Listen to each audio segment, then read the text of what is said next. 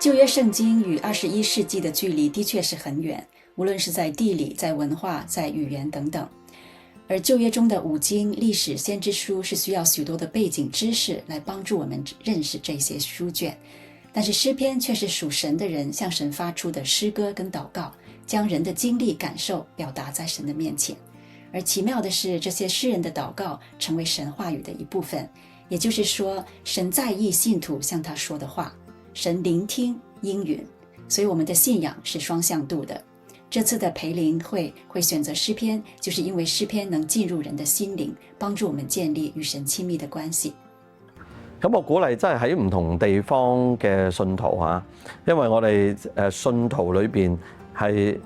互為肢體啊，喺唔同嘅地方其實都係基督嘅身體，所以我哋一齊去聆聽神嘅説話，就好似耶穌講葡萄樹與枝子。常在我裏邊，我常在他裏邊，這人就多結果子。我哋喺唔同嘅地方，但係都係葡萄樹嘅枝子。我哋喺唔同嘅地方都需要結果子，亦都喺嗰度，我哋互相守望、互相禱告，喺唔同嘅地方作主見證，叫萬民作主門徒，亦都係直譯係講叫到唔同嘅 nations 成為神嘅門徒。所以我哋互為肢體，一齊互相守望，一齊去聆聽，一齊成長。祝福大家。其實我諗，我哋發覺我哋認真做信徒啦，認真做門徒咧，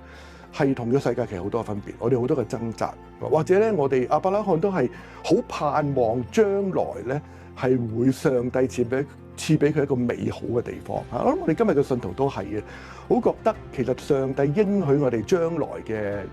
一個嘅環境其實係好得無比。不過今日可能睇翻我哋今日嘅生活裏邊好多嘅掙扎，好多嘅困難，唔知道上帝所應許呢個未來美好嘅景象係幾時出現。我鼓勵大家一齊嚟到參加港九培靈研經會，聽下上帝對我哋嘅説話，尋求神嘅心意。